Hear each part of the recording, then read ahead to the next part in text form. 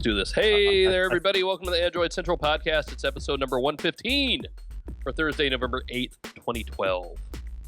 And we're pretty much going to talk about everything this week that we talked about last week. So I'm just going to warn you up front. I'm Phil Nickinson, editor of AndroidCentral.com, host of this little podcast, holder of a Nexus 4.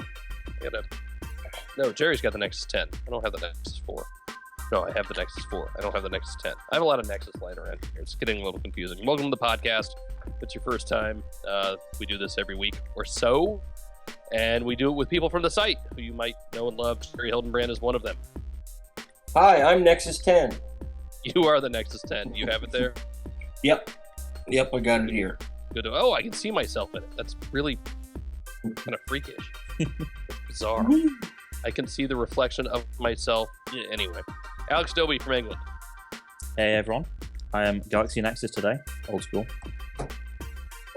Oh wait, you've got a cool phone too. I do actually. I have an HTC One X Plus. That's a pretty cool phone. We'll talk about that as well. So we actually do have some new stuff this week. Hooray! I was afraid we were going to have to, just cancel the podcast. No. Soldier on. Yeah, I think we should. All right, we'll do this. So welcome. It's your first time. We got a live chat room rocking. We are broadcasting this live and recording as well. So lots of people will listen to it later, but the live show is where it's at, I'm telling you. Because we have a habit of giving stuff away as well. So stick around. So, Nexus. Not a whole lot to say that we haven't said in a 6,000 word review, although I tell you guys, I'm still finding stuff. Just little things. Not a lot's changed. I still like this phone a lot. It still feels really good. It still looks really good. It's still really fast. You guys got any questions after the review, cracked the back Jerry yet? or Alex? What's that? Have you cracked it yet? I have not cracked it. I have not broken it. So the back is still in pretty good shape. I got a few. I'm trying to look at it in the right way. I got a couple tiny little scratches. Probably nothing that wouldn't happen on any other phone, I guess. It's sad to see happen on this. But to be frank, you abuse the hell out of those phones, sliding them on desks all day long, so it's not surprising. Well, I'm going to be Phil, but yes, you can be Frank if you want. It's well, okay. I'm not. I'm not treating it any more delicately than I treat any other phone. And I'm trying to be better to all the phones these days. But I'm throwing it on the bed when I get home and doing my usual stuff. And so far, it's holding together just fine. So I think the glass back, and if you don't know what we're talking about, so the back of this thing is made out of some glassy substance that they don't quite call glass. I still don't know why LG doesn't call it glass. I think it has to do with, and this is just my theory, I have no concrete evidence. I think it has to do with the front being Gorilla Glass. So they don't call the back glass because it might not be Gorilla Glass as well, and they don't want to confuse people. I don't know. It's weird. So it is the Optimus G here with it, by the way. No, it's holding up just fine. So I still really like the phone a lot. You guys want to talk any more about the price? I kind of think we've said all there is to say about it. It's $300 and $350, which is about as good as it gets, right? I mean, does it get any better, Jerry, for us in the States? Now, Alex is kind of shaking his head already because pricing changes a little bit elsewhere. It depends where you are in Europe. In the UK, we're fine. In a lot of sort of Western European countries, you're fine. But in sort of mainland Europe, it's the luck of the draw as to whether you can get it from Google Play or not. And if you can't, then you pay double the price for it. And that sucks. Not just for the people who have to pay double the price, but for people on Google Play, because the stock's going to be reduced, because obviously people are going to be buying them and then selling them on eBay to people who can't get access to the Play Store. For an unlocked device, and how could you not recommend this? I want a 4 gigabyte version for $229. Oh, stop it. With edge data? Oh, no. I don't know about that. Might as well be a Sprint phone if I had to do that. Oh, hey. Not go there. No, I'm doing a lot of thinking about, and I'll probably do a piece or two about, would I update from Phone X to the Nexus 4, right? And take your pick. And I'm making this list in my head. And at some point, I might actually write it down. Would I update from the Galaxy Nexus to the Nexus 4? Absolutely, yes. I'll put that out there. Would I update from the Galaxy S3 to the Nexus 4? I don't know. I mean, Alex, you've used the GS3 at length. Yeah, I was going to say that did a feature, I think, earlier this week, maybe late last week, on why you shouldn't really worry about 4.2 updates and why, in terms of software, if you're on a skinned phone that has 4.1, you're probably pretty much set for the next year, software-wise. I think the S3 isn't really going to get much different with a 4.2 update. A lot of the changes that are in there from 4.1 to 4.2 on a Nexus aren't necessarily going to be there on a skin phone because it gets replaced with manufacturer stuff. So I think it's a little tricky. I think there are certainly some things that you would downgrade. Going from an S3 to a Nexus 4, the camera would be one. On the other hand, I guess the screen's a lot better. So it's more of a side grade, I guess, and whether you'd want to, especially in the US, go from an LTE device to a non-LTE device, that's going to be a difficult choice as well. I don't want to spoil the whole thing just yet. And I think the tougher question for me would be something that's a little older, like the HTC One X, which is still a phone that I like a lot. But yeah, I mean, I'll say this now about the One X Plus. I think the Nexus 4 is going to murder this handset in the UK. I think the fact that this is primarily a phone that's being sold SIM-free, that is double the price of the Nexus 4, I think it's going to really struggle to compete against it. It's a shame. It's a shame because it's a nice. There's a lot. This thing has a lot going for it. I think if there wasn't a Nexus coming out this year, this would probably be my phone of choice. But I'm sure there's a lot of people that'll buy the Nexus 4 and they would have been much happier had they bought the One X Plus. Maybe. I must remember this thing has 64 gigs of storage, so there's that. What about the Galaxy Note 2? A lot of, or not even the 2, because you're not really going to update from that probably yet. But the Galaxy Note 1, a lot of people are asking about. Updating from that to the 4? Yeah. Yeah, I guess. I mean, the thing with the Note is, and there've been rumors in the past week that it's actually going to get a full Jelly Bean update that makes it an awful lot like the Galaxy Note 2. So there's still a lot of life left in that handset, and there's feature-wise, there's a lot that you're not going to get on the Nexus 4 that you already have on the original Note. So it's a case of what features you need, right? It's whether you want to go with the more up-to-date hardware on the Nexus 4 versus the year-old hardware on the Note. But yeah, it's with anything like that, it's a case of, do you want the extra hardware that's the stuff like the stylus, right? That's something you're not going to get on the Nexus. Right. So, God, I want people to have this now. I'm tired of talking about it by myself. I want to hear what everybody else has to say about it, not just in the abstract. I want to get it in hands. I really want to see how many people crack it. Yeah, I'm sure we'll have drop test videos in the first day or so, and people will be shocked that this glass back suddenly breaks when you drop it on the floor. But yeah, the thing I think me and Jerry were talking about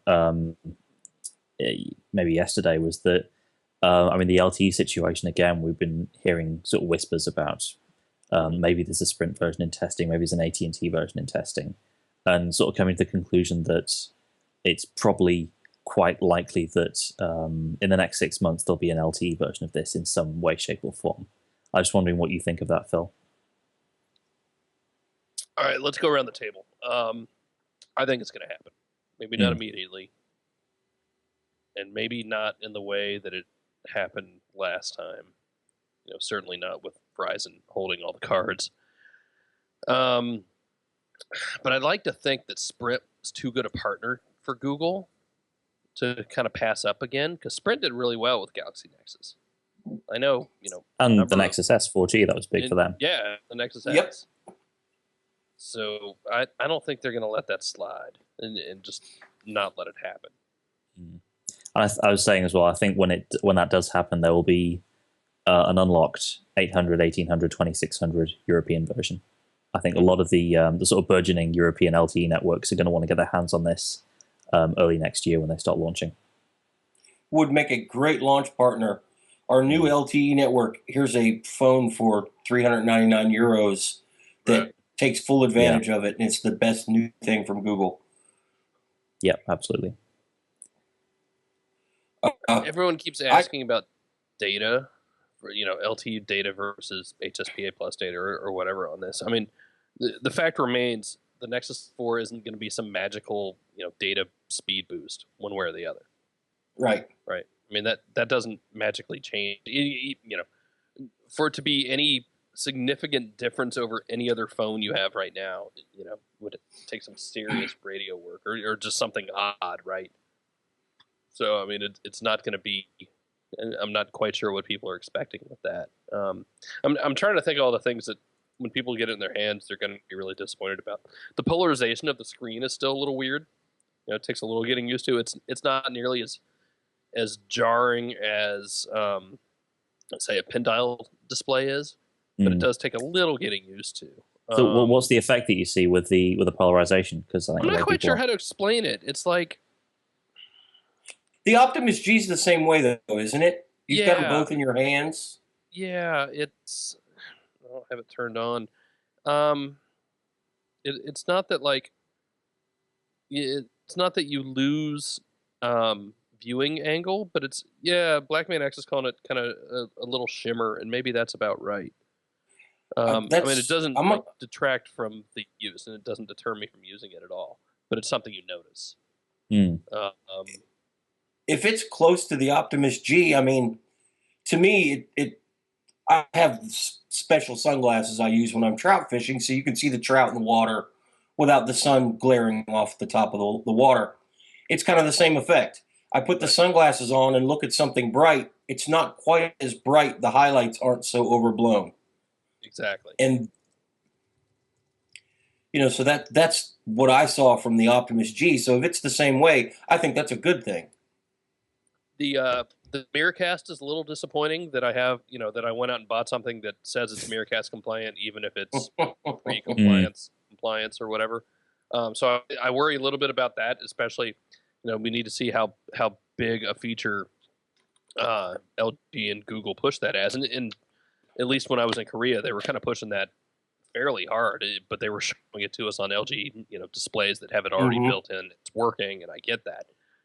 So I bought that Netgear adapter, and it just doesn't work, right? So I'm still talking to their PR about that. So they say it's supposed to be getting an update soon. Not sure if that update's going to fix it and make it work, but it's supposedly getting some sort of update. But even then, I mean, wireless display sharing has always just been this weird thing, right? I mean, every manufacturer has done something and to varying degrees of success. The HTC Media Link is decent, but all it does is mirror the screen on there, right? Well, that's not all it does. It does let you go and do other things, but it's like, okay, but it's slowish and it kills your battery. And is it an Android thing or is it an LG thing? So is it something you get on the 10 as well? It's Jared's the 10 have Miracast? No, we were talking about this yesterday, weren't we? Yeah, it's. I mean, it's on there. It's part of Android 4.2. But like we saw Phil and I were talking, it doesn't work with anything yet. It's there's nowhere in here that it tells me, anything about Miracast. But there's the only appliance that they sell, the little Netgear box, isn't fully compliant yet. So unless you've got a brand new and very expensive TV from Sony or LG, you can't use it yet. So it kind of makes it a non-starter. How significant do you think that this is now in Android, just in general, rather than relying on manufacturers? Do you think it's going to, eventually replace things like Media Link? This is a good thing because Miracast is a display standard. The IEEE has set up. This is the standard. This is what everybody should go forward with if they want to be standards compliant. But because it's new, nobody's there yet. Yeah, right. It's way early. So I almost feel bad that I even said, hey, I'm testing this thing. Because I know a couple of you were like, cool, I'm buying one too. And I'm like, no, I said I'm testing it, and I have a habit of testing. It's what we do here. We test things. They don't always work. So don't go out and buy this just yet. I have a feeling it's going to work. I'm willing to bet the update they're going to bring to it is going to make it work. But for now, just I can see an update to Android that something needs adjusted too. That's not out of the question. I mean, I always think of the Nexus devices as beta. Maybe I'm cynical, but this is the final test. We get to test it by buying the phone. Well, you know what I think is going to happen, and I'm pulling this out of my butt. I have no sources or any of that stuff. I have a feeling if and when we see the Nexus Q again, it's going to have Miracast built into it.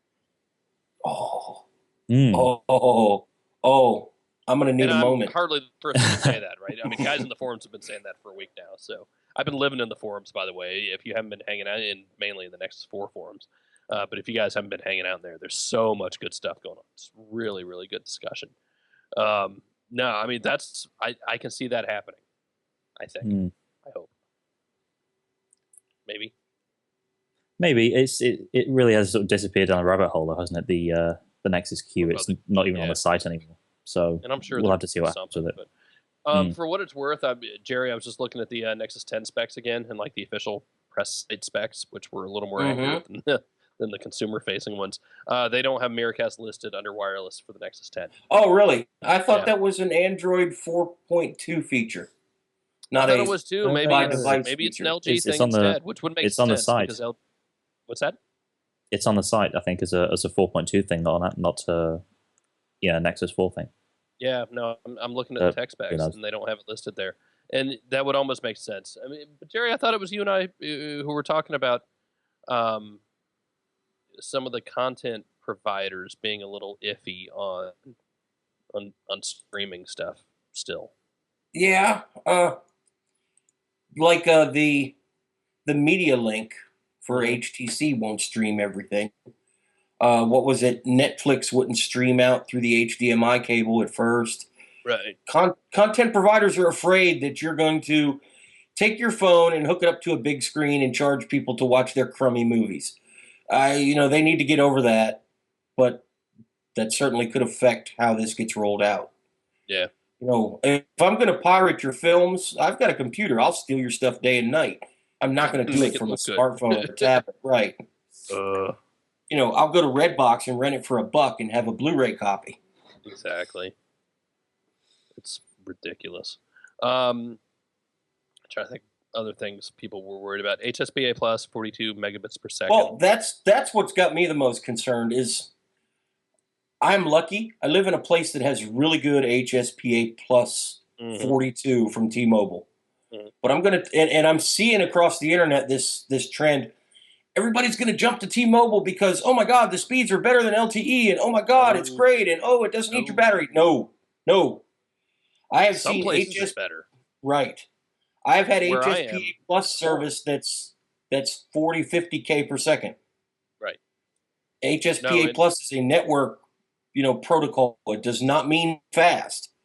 I'd forgotten how bad T-Mobile is. There's like one, because we're basically surrounded by military bases here.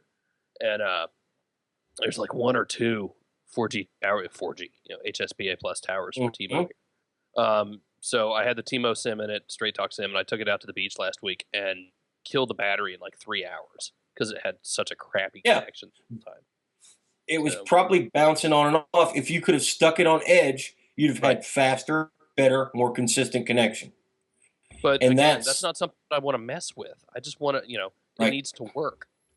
So I am all for people investigating prepaid service for their new cheap Nexus 4. Something you really should try, but don't just try one. It's prepaid.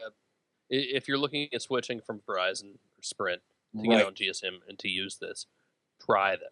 I mean, that's the number one thing you can do. Don't just up and leave. That's it. Because these, these prepaid, I've got a Straight Talk T-Mobile SIM, so I can have T-Mobile service. And, it's what, $35-40 a month? I mean, that's nothing, but it's no, it's no contract. It's no commitment. If it, I decide it sucks, I quit using it. Exactly. And the more I think about it, I mean, it's a big deal, and we really need to kind of push that stuff better because the carrier system is so broken. It's ridiculous. Now, I mean, I would, to me, if I was leaving Sprint or Verizon, I would try whichever was cheaper. Right now, you can try T-Mobile for $30 a month. And the very next month, I would try Straight Talk with AT&T. Yep. Whichever one worked the better, that's who would get my money on the third month. If you find that T-Mobile does work better for you, it is worth walking into a store and asking an employee about their completely unlimited, unthrottled plan. It does exist. T-Mobile's confusing as hell. They've got a million different plans. They've got a million different price rates, and you can't make any sense from their website.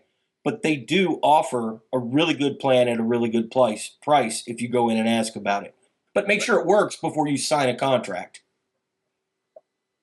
That, especially, because it's probably the number one question we get, right? Is like, what carrier is good where I live, and how can I find out? And now you can, and that's the genius of GSM. That's the beauty of GSM. That's why I love it so much more. That's why it's better than CDMA. I'll say it. Because you can do things like that, because they let you do things like that. And and Verizon stand fast, and they're everywhere now. But once you're locked in, you're locked in. It's tough. All right, let's go through some Nexus 4 things, and then we'll let Jerry talk for a minute about the Nexus 10. He doesn't have to spoil his whole review. Oh, God, how much did I love this headline? Adamantium, unobtainium, and the pelt of a liger. Am I genius? Am I genius? Somebody in the forum started a thread about if you could have any other material make up the back of the Nexus 4, what would you use? Adamantium, that's Wolverine's claws. Unobtainium, I can't even say that one. Unobtainium. What bad movies was that from, by the way? That's from Avatar. Avatar, and worse and earlier, The Core. Nobody? Anybody? Chat room. No. I'm sure the chat was room. Was that in The Core? That was a great movie. What are you talking about? I love that horrible movie. It was what was her name? I can't remember her name. Chat room, save me. Yeah, it was not a good movie. But they went to the center of the earth in a little ship made of unobtainium. Hilary Swank. Francis Swank. Roy. There we go. Oh, it was bad. And a liger. Everybody knows what a liger is. Gosh. So, looking through our links of the script. Doesn't work with the Palm Touchstone charger. Sorry. Will work with, Qi, excuse me. It's pronounced Qi. QI is pronounced Qi. We did a video on how to, turn on the developer settings, but we talked about that last week too. Quick settings, clock app. The clock app's still pretty damn cool. Hey, you know what I finally found today? I told Jerry, he's like, "Oops, there it is." The kind of reflow and zoom option in Gmail. So it is real. It's just not turned on by default. So it will resize the text and HTML emails. It allows you to pan around and zoom in and out. It's a little janky, and depending on the email, like some of them work really well and some of them are pretty horrible. So I'm bouncing around a little bit on whether or not I like it, but it's there. I'll do a video. I'll get some examples and we'll do a video and show it. But it's there, so it's just not turned on by default. So yeah, I don't know how I missed it in the setting first time because I've crawled all through those settings, but it's there, so that's good. Some other things from the earlier leaks obviously are not true, like the double swipe down or whatever. I don't know what else. Anything else we care about? Photosphere is getting pretty cool. If you haven't seen, Hugo Berra from Google shared a whole bunch of really good ones today. Yeah, I saw that earlier. And kind of the key, I think, is to just make sure as little is moving as possible, and don't do it in an enclosed room. You need some space to properly show it. I tried one in my daughter's. We have a small house. I tried one in my daughter's room because there's all sorts of pink crap in there, and figured it would look interesting. And it just doesn't really work well in a small space. So like outdoors is awesome. You saw the one I did Tuesday night from the soccer practice. That turned out pretty well. It's fun. I'm thinking about places I want to go and try and do photospheres at. So again, I can't wait for everybody to get the proper hardware to run this on. So Jerry, here's a question. It's this really cool feature of the new camera app that, as far as I know, no other Android device has, right? Would Google put this out as a separate app, or could they? I mean, they could. It was easy enough to get it to work on the Galaxy Nexus. It's not open. Right. I can tell you that. All the components of it aren't open source, so it's not going to be an AOSP. But it could be, part of the Google Apps package, and they put it in the Play Store. I don't see that happening, but it could. Yeah, I think it's more likely that some of the other components, like maybe the keyboard, will be on the Play Store. I think we'll get it on the Galaxy Nexus. Even some of these pictures that we're seeing from Google as our Photospheres take on the Galaxy Nexus. So I'm pretty sure that's going to be part of the update. But as for whether we'll... Blackman X says they're going to put it in iTunes.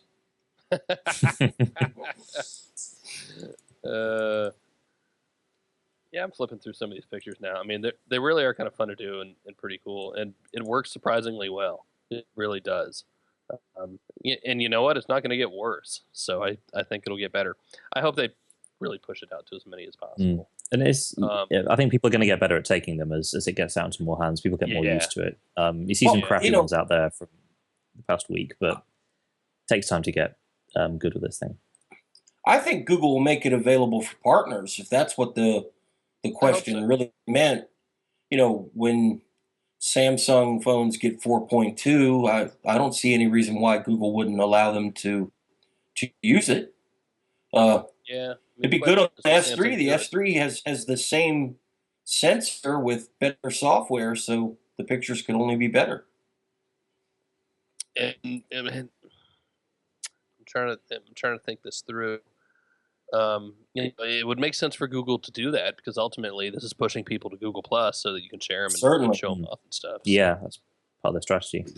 It would behoove Google to get as many people using this as possible. I could totally see Samsung doing their own S Sphere or something like that in their next phone. Don't jinx it. You know what Google should really do? Google should make it into a cross-platform app. Make Photosphere for Windows Phone, especially for Windows Phone. Make push everybody to Google Plus. Correct. Yeah, and it's not that. Well, they need a Google Plus app for Windows Phone first. So they need to sell more than 3 Windows phones before they worry about Google Plus apps. And it'll get there. It'll get there. It's not that these apps are new because 360-degree apps have been around for a while, but I mean this is the first time it's baked in.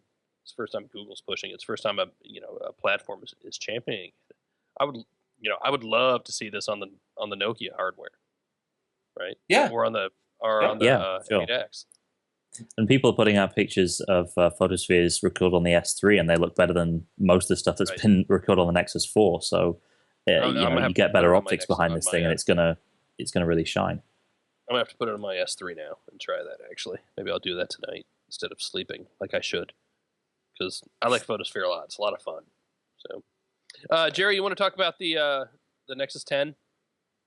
You got right?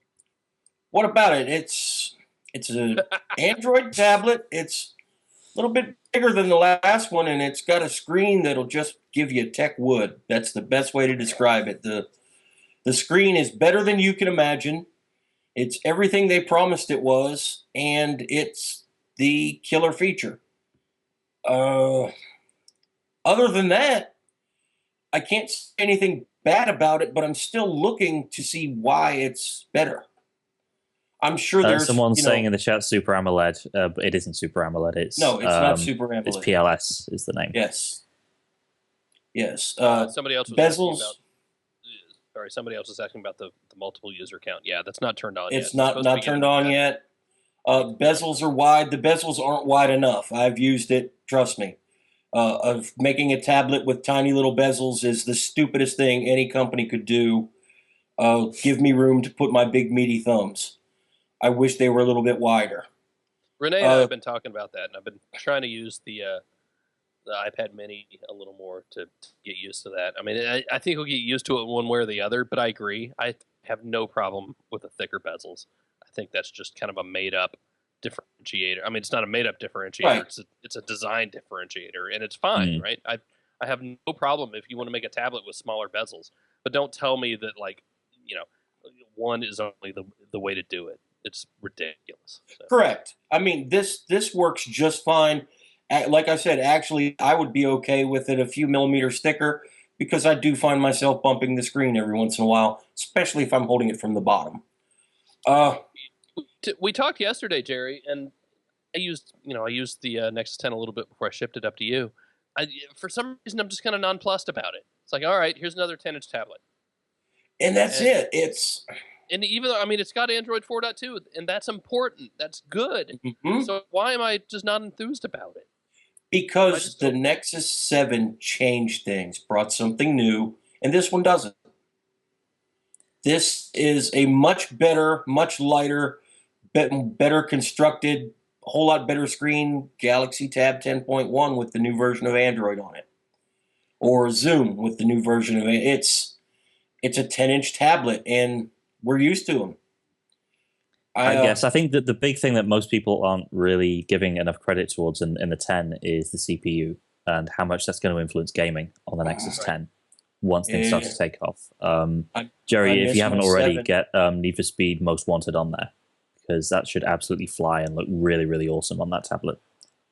I think once you start to get more game developers, go on. When it comes to games, I miss my Nexus 7. Yes. Yeah. Plays better. It's the pixels, man. The 7 doesn't quite match it with hardware, does it? The no, definitely not. But it's the pixels.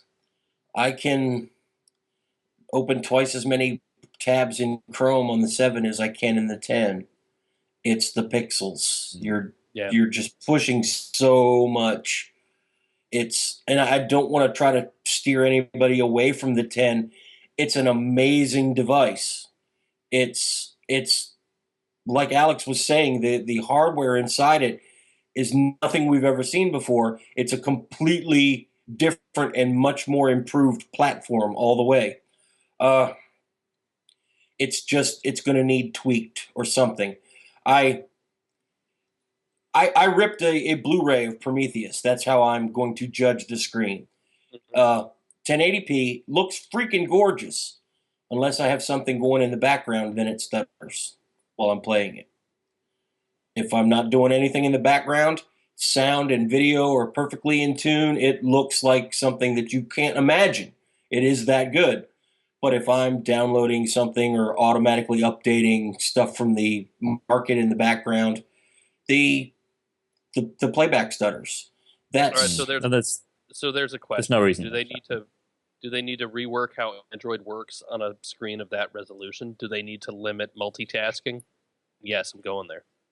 I don't know. Not with that kind of hardware. I think it's just about getting more out of the chip they've got in there. Android is always giving priority to stuff that's running in the foreground, as every OS does. I think it's just like Renee says, maybe it's just a bug. Or this is early software. I mean, it really bothers me that we're reviewing these without the final build on it. That bugs me a little bit. People have asked why we haven't gone into more depth on the camera, and that's the major reason why. One reason why is because my N4 review is 6,000 words already. But the other one is I want to make sure we have kind of final software on that before we really go looking at shutter speed and things like that, because that's the sort of thing that tends to get tweaked.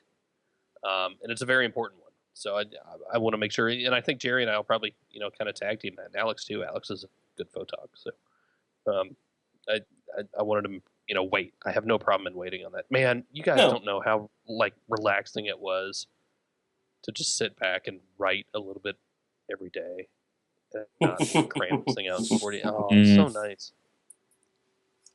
Inside baseball. A lot of reviews, when you get embargoes, if you have like a week, that's a good thing. And then even then I tend to slack and I'll do it all the last day or whatever. But in this case, there was an embargo and that's fine. But the damn thing doesn't go on sale for another week and a half after that. So I'm just like, what? You notice the embargo date was the iPhone, the iPad 2, not iPad 2 what I'm talking about, the iPad mini and iPad 4 launch date, wasn't it? Well, and I'm not going to spill too many secrets because they're not necessarily mine to share, but the final embargo date was not the first embargo date. Let me leave it at that.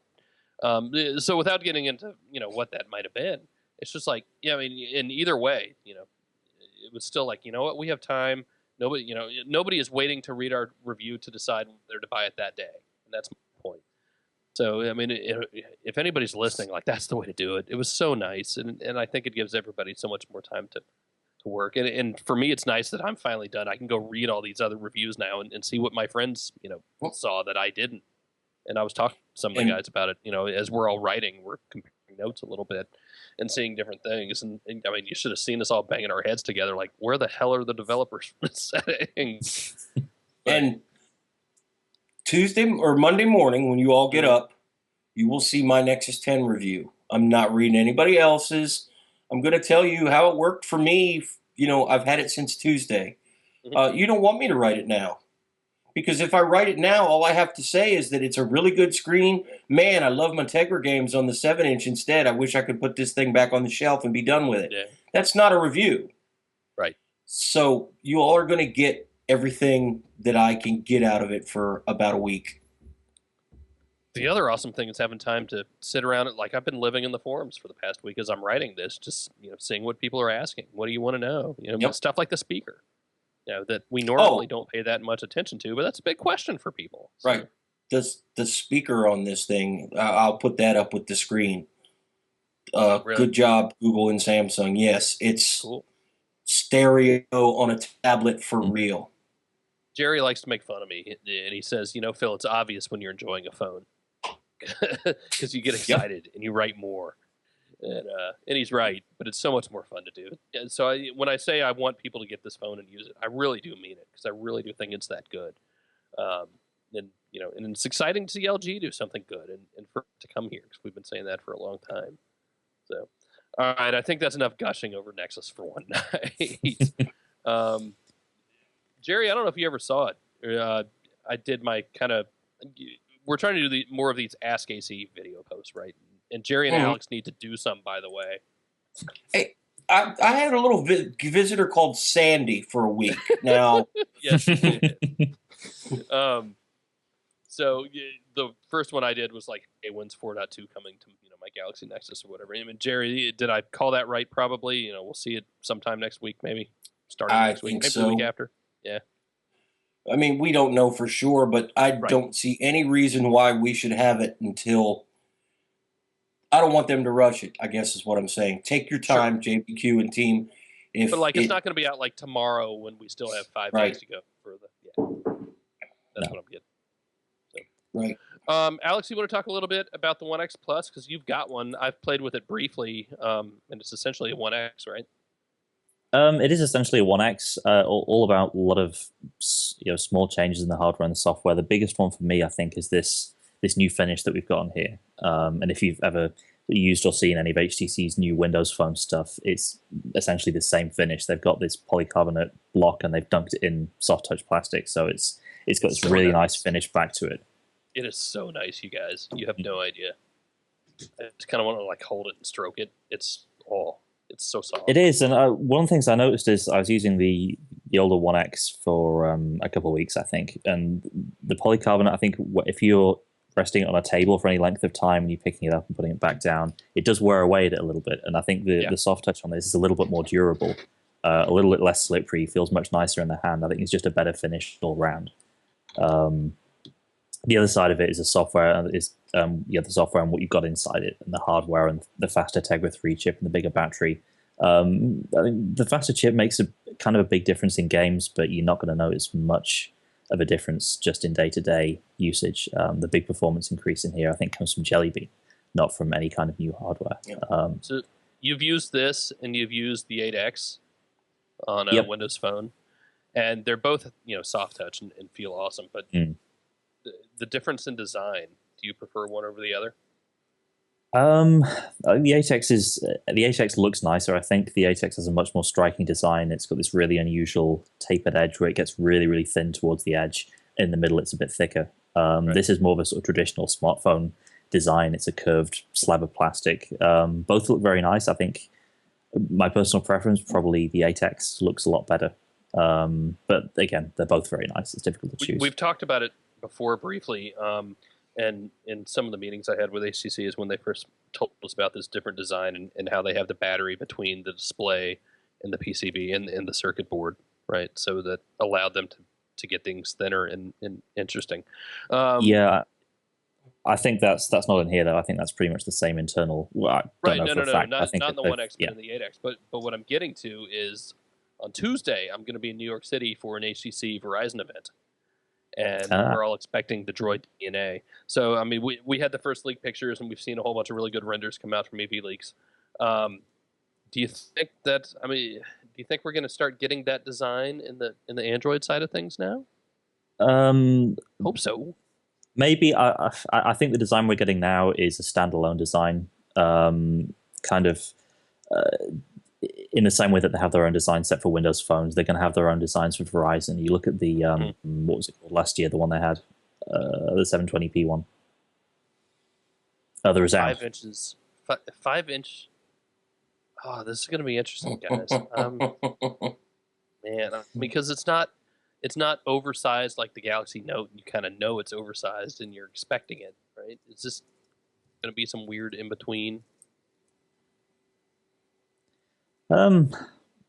Maybe I don't know. We're gonna have to wait until we get it in our hands to see whether it's usable. I think that you're gonna have to cut down so much bezel. I think to make this, for it not to seem like this big gigantic slab of phone. I'm real interested to see what happens. So. Yeah. I don't know. We've seen so much leaked about this, and I think it's going to be sort of a relief to finally have it and see how the battery holds up, see how the screen holds up, whether there's how performance is with the higher resolution. You know what? I almost want to go on record and say that the battery will be too small. The screen will be absolutely incredible. The performance will be great at the expense of multitasking. You remember? Sorry, finish up. I just was going to say, I hate to say that, but that's really the direction HTC, to me. Now, Alex, you've used the One X Plus. I haven't. That's that worked for HTC. A lot of nerds complained about the multitasking, and a lot of nerds say, oh, the battery.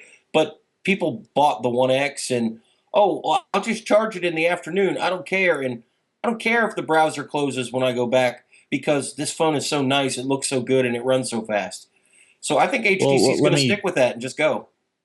Let me just sort of go into a bit more detail about those issues on this thing. Multitasking, absolutely fine on this. I didn't mention it in the review, but it's not something I had any problems with. So, things weren't closing at all. I specifically decided to sort of go back to apps that were closed and jump back into them. No problems with that. Apps that were open ages ago, loading. Sorry. But just losing connection there. HTC and Verizon have a weird track record. I mean, think back to the Thunderbolt, right? It was pretty revolutionary for the time, and they were all HTC was trying something new, Verizon was trying something new with it, and it ended up, it was exciting at first, but it just ended up to be a big mess. Can HTC afford to have that sort of mess with Verizon now? Especially, we need to. I've been thinking about HTC's financials today because they're in the crapper, right? They've been in the crapper for a while. And I think it's important to not look at this upcoming phone that we're going to see on Tuesday. The Droid DNA is not going to save HTC. A Verizon HTC phone is not going to save HTC. You got to go back and look at the numbers and look at how few people worldwide, when you're activating 1 million Android devices today, and Verizon had 3 million, I think, in 3 months, or maybe it's 1.3 million. I forget the exact numbers. In 3 months, it's night and day, the differences in numbers. So this HTC device on Verizon is not going to save the company, right? It's not going to to raise their stock price and get them back in the black. So that's something we need to remember as we go into next week, and that phone eventually goes on sale in the coming weeks. I'm going to go on the record and say over the next year, I'm going to say in the next year that Windows Phone is going to be bigger for, well, not necessarily bigger, but more significant for HTC than Android is. I think they've got a lot going for them with having the Microsoft marketing dollars behind them, and that's going to be huge for them if they're going to compete with Samsung. Exactly. I would agree with that completely. And that's, that's a good thing for Windows Phone fans, but that's a bad thing for us. HTC, we need HTC to stay active in Android. Yeah. They have done some things that nobody else dared to do, and we're all better because of it. But I can also see why HTC doesn't want to make a million different models of Desire and flood the market with cheap handsets to try to turn a profit again. That's a hard road to travel. Well, they said they didn't want to do that, and then they went and did it anyway. So I'm not really sure what they're doing with that. We had the One SV this week, released in parts of Asia. We had with the Desire X, the Desire C, and countless other phones. So I think that's kind of gone out the window towards the end of the year as the need to make money is really kicked in. Oh yeah, that's always going to trump plans. And they're doing it here as well with the VX on AT&T. Yeah, remember that thing got announced a month ago, and we still don't know when it's coming out. And it's a nice phone, but we still don't know when the One X Plus is coming to AT&T. Verizon's going to have this awesome 5-inch 1080p thing, and where's AT&T's version? It's such a weird. I was talking with some HTC people in San Diego at CTI about. We weren't even talking about phones. And I said, look, and we were talking about the frequency stuff, the off-the-record type stuff that we do a couple times. And I said, I really want to get a better understanding from the executives, because both time we've been there, Jason McKinsey, who's one step below Peter Chow, he reports to Peter Chow, and that's it. And Jason McKinsey, will talk to us and help us understand what's going on a little bit. But it's like, there's so many things that go into whether or not a smartphone is going to be successful that has nothing to do with how good that phone is. It has nothing to do with my review of it or your review of it and what we think of it. It has to do with marketing. It has to do with margins. It has to do with advertising dollars and what's available.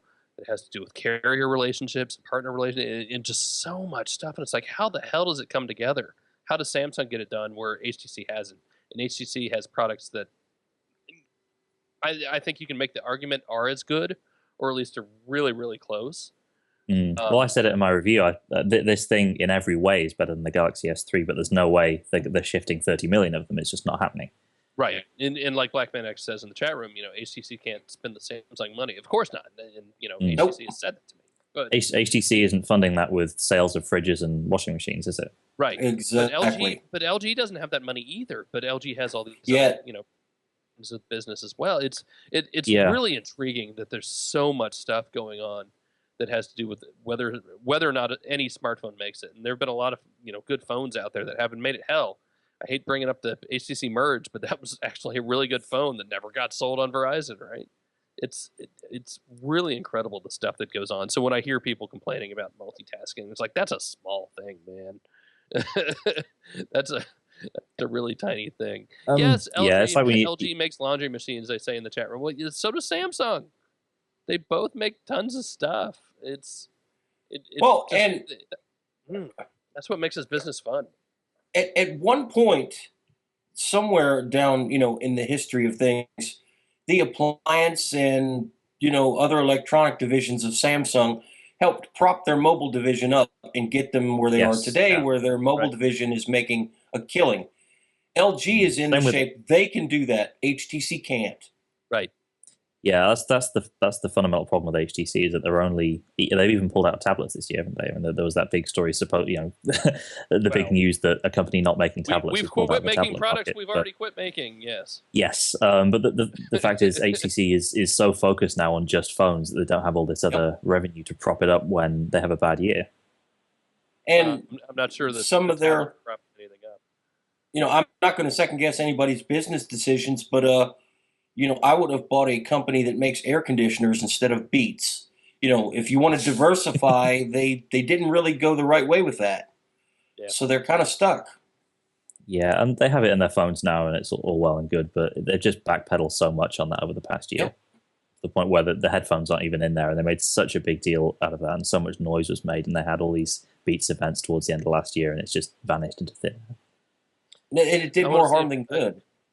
I want to see him do well. I think it's important that they do. I like him as a company. I like him as a product. You know, and that's my very first smartphone was the Trio 750, and who made that? HTC.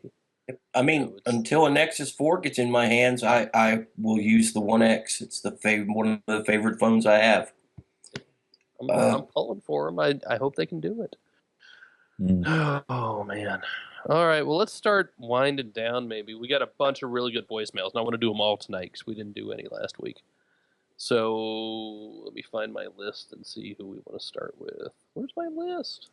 And actually, we're going to start with one. And I apologize, I didn't catch your name. You're from Brooklyn. I tried to find you on Twitter today, and I just couldn't understand it in the quality of the recording. So I apologize. So I'm calling this one Brooklyn's voicemail, if that's okay. This call is for the Android Metro podcast. This is Sheldon from Brooklyn, and I just was listening to your last podcast, and Jerry mentioned that it's a good thing that Motorola develops outside from Google. This way you can have advancements from multiple places that we could all enjoy, which made me think there is no alternate phone out there. Every maker does a particular thing well and lacks in other places. But if you could make your ultimate phone, what would it look like? Using existing technology right now, what camera from which phone would you use? What build design? What build quality? What screen resolution would you use? You know, of course, you have to start with stock Google, but after that, it's all up in the air. Can't wait to hear what you think. By the way, the phone's name is going to be the Google Platypus. Thanks, guys. I like that, the Google Platypus. All right, Jerry, build me your Frankenphone in 30 seconds. Did you ever see that episode of The Simpsons where he designs the car? My phone would be way bigger than I wanted it to be and have every single whiz-bang thing attached to it that I'd never use because I want it there just in case. Or it would basically be the One X with stock Android. You know how happy that would make me? Yeah. You know, I would either go really simple or really outlandish. I don't know yet. Alex? I think mine would have to be a 1S chassis with a 1X screen. Yes. Oh, you have no that's idea. Not fair. Anytime we're all in the room with the HTC guys, we're like, really, come on, hurry up, figure it out. Can I change mine? They just can't get that display in that size is the only thing, because God knows they want to do it. You absolutely, yeah. And in fact, I picked up the 1S yesterday to take a picture. It's like, oh, that's such a nice phone. Yeah, and the soft touch stuff is nice. The new HTC soft touch stuff, but there is something that just feels better about the cold metal of the 1S. Mm-hmm. I agree. I'm going with Alex there. So I'm changing mine. I am too. Yeah. All right, let's do Danny's voicemail. Hey guys, this is Danny Onifaloken. I'm calling to not only congratulate you guys on the milestone you reached with your forum members, but also just thank you for giving me a home for Android. After the previous podcast I used to listen to went away, you guys do a fantastic show. I'm pretty excited myself. It's a pretty big week for me. I finished my master's degree, as well as I am getting my citizenship through naturalization in a few weeks, so I'm really stoked. I think I'm going to give myself a gift. But the reason I'm calling was maybe in reference to that gift, but you guys were talking about Motorola and asking what do they do to innovate. Everything's kind of the same. I'll tell you, I'm not a Motorola fanboy. I've never owned a Motorola phone. Actually, used LG phones in the past. I really like those. But where Motorola is innovating, in my opinion, is in battery life. Simply, if you don't want a Galaxy Note or Galaxy Note 2, if you just want a regular handset with excellent battery life, I mean, not even excellent, phenomenal, because you could argue that the Galaxy S3 has, pretty good battery life. Motorola is where it's at with the Razr Max, Razr Max XG.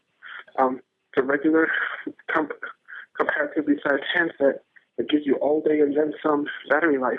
There's all the apps I need I get from the App Store. Apps aren't what I'm lacking on my Android devices. Battery life is. It's ridiculous. So, yep, that's why I think Motorola is leading the way. Thank you very much. Have a great day. Bye. Some would be said for that. We talked about that a little bit last week with the, or the week before, I forget when, with the Galaxy S3 and how they've gotten a bigger battery in the smaller amount of space. And yeah, I completely agree. Battery life is where it's at now. I mean, where it's kind of like you're saying, it's kind of a market that Motorola has themselves now with the Max. Right. No one's really trying to edge in there, which is maybe a bit surprising because they've been at it for a whole year now. Well, and I will say, I think we need to remember and be careful. Anytime you say, hear somebody say, "Oh, the Razer Max HD has awesome battery life," well, it has a huge battery, and that's different. And when you see all these graphs aren't equalized for hardware, right? I mean, it's you see the Razer Max HD way up here in how long the battery lasts, but when you even it out to size, capacity and battery life are two different things. So, but I completely agree. I mean, you have these huge capacity batteries in a relatively normal size phone, right? And it's really, really good, and I'm happy to see that. We need the manufacturing technology to get the big battery into the little chassis, and then the software technology that Samsung and LG are using to increase the life of the battery you have. And do it in a way that doesn't leave you glowing when you go to bed at night. Right. We can have a phone we only have to charge twice a week. I'm okay with plugging it in overnight. I really have no problem with that. You know what? I really want to see wireless charging actually take off and work this time. You mean like set it on a charging mat kind of thing? Either that or go back to what the Nexus One had with the desktop dock and the pogo pins, and because that was fine too. Once I finished knocking it off. I didn't know if you meant that or the real wireless charging where it just charges through the air. That's what I'm waiting for. That scares the hell out of me a little bit, actually. I'm done having kids, but it kind of makes me wonder if I could, Let's move on to Jason. Hello, this is Jason from Indiana. I know there will have already been quite a bit of discussion about the Nexus 4, but I specifically want to discuss price and how this could be a really big deal.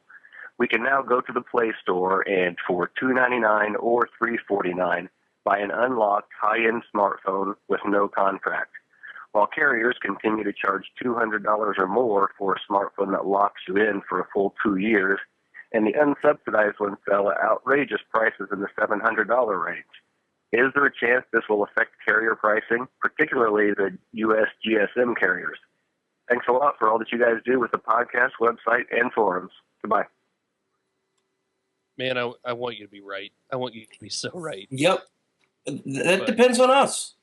Everybody listening? It's not going to happen. Right. The carriers do not give a damn what Google's doing. The carriers have their pricing model here, and nothing will mess with that. The carriers give a damn about what we do, and we fall for it's only $199 on a $3,000 multi-year contract. It's only $199. Tell the carriers go get stuff to buy it from the Play Store, and they'll listen. It's a catch-22. It's got more of a chance of making an impact in markets that are more open and more GSM friendly. Go unplug your headset. Unplug! Right. Unplug your headset. We're right at 1 hour. This is when Alex turns into a pumpkin. He has to unplug his headset. He knew that. There we go. Yep. Perfect. So I think it's going to make more of a difference in markets that are more GSM and more open, where it is more common just to buy a phone and a contract separately. I think the fact that you can get a really good 3G phone for that price is going to, like I say, knock off a lot of phones like this, which are similar specs but sold for twice the price. Yeah. Somebody in the chat room asked, what difference does it make if you plan on staying with the carrier anyway?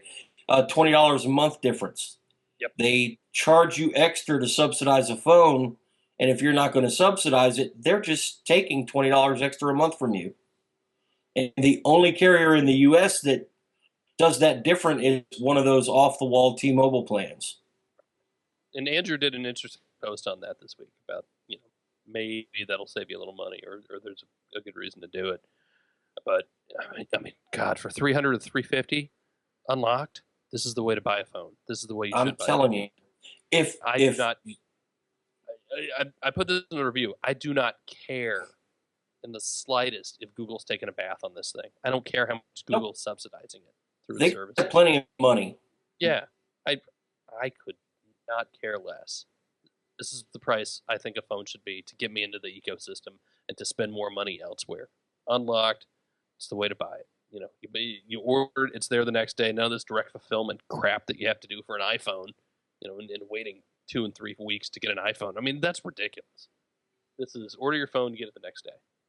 Or 2 days, whatever it is. We'll find out, I guess, Tuesday. Should be next day, I bet. Really good question. I hope it changes things. I don't think it's gonna. I'm sorry. No, I don't think it's gonna either. Peter. This is Peter calling for the Android Central podcast. I have 2 things I want to talk about. First, to Mark from New York. Try Llama instead of Timerific. It's one of the best apps I've ever used. In fact, I made a brief switch to iOS this year, and that app alone is enough to bring me back to Android. With that said, I'm looking for a new phone on Verizon. I pretty much have it narrowed down to the Droid Razr HD and Samsung S3. I'm leaning towards the S3 for the extra 2 gigs of RAM, the user-replaceable battery, and a strong developer community for the S3. I just don't see Motorola ever having the selection of ROMs that the S3 has. Is there any reason I should choose the Motorola over the Samsung? Thanks. I think the big thing that you didn't mention there is software, and the fact that I think the Razr is still on ICS. Whereas the Note is on Jelly Bean, so that's going to make a big difference when it comes to performance, and you're going to have a much smoother experience on the Note. I agree. I just want to say you need to check with your neighbors and make sure that the signal in your area is happy with the S3. That would be the only thing I could think of to say go Motorola. Is the signal is really consistent everywhere. So if that's not a factor, you're talking either AT&T or Verizon. So no, Verizon or Sprint. Oh, on Verizon? Yeah, yeah. If you live in an area with a good strong signal, go for the S3. I'm sorry, sorry Motorola, but yeah. Yeah, I want Moto to do something. I think. If you're not following him, and I totally just forgot his name, but the new CEO of Motorola was on Google Plus today, just promoting stuff, and he, you know, it's Google Plus. It's like somebody writing 2 sentences. The dude sounds excited. That's good to hear. Yep, I've got high hopes for Moto. Maybe Motorola buys HTC. Well, that wouldn't really work. I guess I don't know. I don't want to see that happen. I want more competition, not less. Yeah. All right, last voicemail from Ramon. Hey guys, my name is Ramon, and I'm Ramon M2 in the Android Central forums. I just had a quick question because I'm actually shopping around for a new carrier. I was on Sprint, I'm just dissatisfied with their service. But one of the things I was looking at as far as where I'm going, is insurance on the phone or a protection plan for the phone necessary? Why would you consider possibly removing an insurance plan from your monthly payment with a carrier, or would you guys suggest probably keeping it on for the 2-year contract? Let me know what you guys think, and you guys are doing a great job. Thanks. I've never had one. Can we get him to do the intros for the podcast from now on? I know. Right? Hey, what's wrong with the intro? Nothing. It was so clear and refreshing. Go ahead. I'm sorry. Again, what's wrong with my intros? Nothing. You're just Phil. You're the shining spot on every Thursday. Nah, I've never had insurance on my phone. I mean, it just the cost is so little. It just seems extra to me. I don't know, and it doesn't make me be any extra careful with it because I don't have insurance on the phone. Alex, can you guys even get insurance over there? Yeah, Do you have insurance in Europe? You can, depending on carriers and stuff, and even some third party retailers offer it. I don't have it. I don't. I think I know some people that have it. It's generally sold to you at a very, very small addition to your monthly bill. I think people just get it just because it's an extra, £5, £6, £7 a month, just for the extra peace of mind. But it's not particularly widespread, I don't think. I'm okay with that. Jerry doesn't do it. Jerry doesn't use it. Oh, hell no, Jerry. I don't even wear underwear. Forget insurance. I just go. I knew that was coming, by the way. I totally knew it was coming.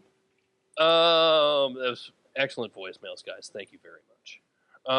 Let's burn through some emails. Michael writes, I know Jerry is a big proponent of using Google's cloud services to stream music, thereby eliminating the need to use up storage space on your phone for music files. The only drawback I see with this approach is the playback of music that should be gapless.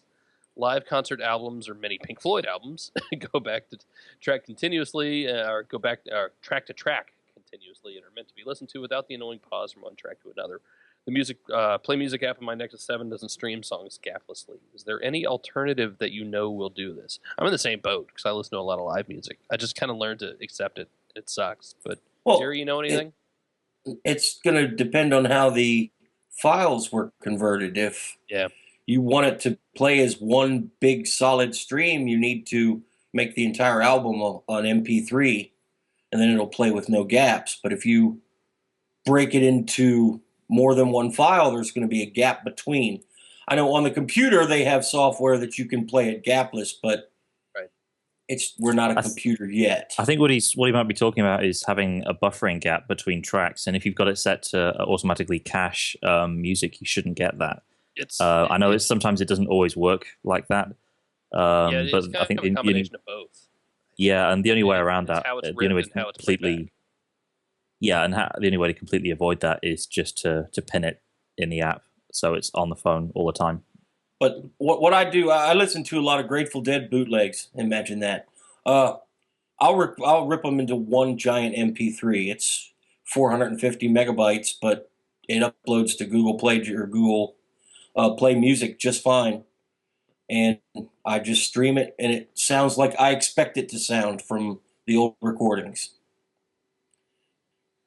Jerry actually has vinyl on his Android phone. Oh, definitely.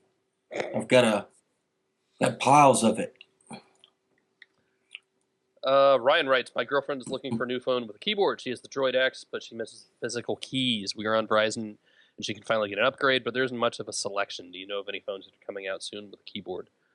Stratosphere 2, but we don't know when that's coming. Hadn't been announced yet. We've just seen leaks. Is there anything other than the Stratosphere 1 on Verizon with them? I don't think so. You think we're done with Stop it. You think we're done with Droid phones having keyboards? We're not going to get a Droid 5. Do you think? On Verizon? Yeah. Ooh, that's a good question. Because when did the Droid 4 come out? It's about a year ago, I think. Has it been that long? Because it was pre-Razer, definitely. I don't even think they did a year between the 3 and the 4. It was pre-Bionic, wasn't it? I think it's been a while, and I reviewed it. I don't think it's been that long. But man, I think it might be done. Look and see when I reviewed that. Good question. All right, somebody read the next voicemail or email. Mike from Toronto writes, to me, the most interesting part of Android 4.2 is Photosphere. As known of an S3, I have the feeling that it might be a while before I see a 4.2 update. What are the odds Google will release Photosphere as a standalone app like they did with the calendar? I think we kind of touched on this before, that it's not impossible, but probably not very likely. If anything, you might see it worked into the Samsung camera app maybe in a 4.2 update, but the alternative is just sort of hacking the 4.2 app on there right now, and you can do that on the S3. People have done that. It's like 6 different components. It's not as simple as just one app. Mm-hmm. There's a bunch of system stuff that needs to go in. But still, I mean, it could be done. I'm still going to try it. Yep. Yep. I found it. So I reviewed the Droid 4 back in February, mid-February. Oh, this year? Yeah, 2012. So maybe we'll see Motorola in Barcelona saying, check out this hot phone with a keyboard. And if we do, Barcelona, maybe yeah, CES they never in do much January. Yeah, CES in January maybe, but they didn't show this off at CES either. So I don't know. We'll see. Oh, they didn't make an international version. Last one, Jerry. You want it? Sure. Wendy writes, guys, why aren't there ever any women on the podcast? I use Dogcatcher to listen to your podcast and have been listening for several months. I used to listen to CNET and enjoyed having male and female voices. I miss that. Phil, agree. why aren't there any women on our podcast? Phil. You misogynist, sexist. I know most of the women who do the CNET podcast, and I miss them too. They're good people, and frankly, they're far more attractive than the three of us. So, I don't know. We need to get Ashley on here and maybe some others. So definitely, I'm going to work on that. We're going to get it done. Wendy, we're doing it for you, and because we should. Yep. We have binders full of women here. Ooh, we have smartphones full of. Yeah, I'm just going to get in trouble with that. That's not going anywhere good. So, oh, Wendy, maybe we get Wendy on the podcast. Maybe we should. Yeah, Wendy, give us a call. I really do kind of want to do some contest at some point to get somebody on the podcast. I just worry about it. Because on one hand, it's just like people sitting around talking. You could get somebody like me enter, and then you'd have to deal with two of us. Maybe we do one, but we don't do it live. I don't know. We'll talk. That could work. We'll get it figured out. I'm not saying like somebody would try to sabotage us. I'm just saying this ain't easy. I mean, I have to plan for like a whole 5 or 10 minutes before we do one of these things. It's tough. This is hard work, guys. All right. I said it with a straight face. Enough. I think that does it. I think we're done. I think we made it through another hour talking about phones and not lambasting the lack of LTE or storage or whatever else, because it is what it is. And there's not a damn thing I can do about it at this point, guys. I'm sorry. I know I'm making a petition for a 4 gigabyte version, though. Oh, stop it. I'm petitioning everybody to email us at podcast@androidcentral.com with your questions. You can get us all on Twitter at Android Central. I'm at Phil Nickinson. Jerry is at GBHIL.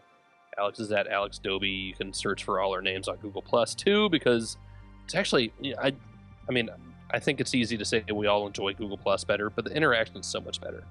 Twitter's just like a waterfall, whereas Google Plus is like a lazy sauna where everybody's just hanging out. All right, that was about bad too. Yeah, sorry. We're brought to you by shopandroid.com. Call them at 888-468-6158. They don't sell saunas, but they should. It'd be really cool if they did. A Lloyd sauna comes with your own Lloyd doll. I'd buy it. Yeah. You can leave us a voicemail at that same number, 888-468-6158, extension 222. Or if you really want to be cool, do what Ramon did. Record it on your computer and email it into us because it sounds awesome.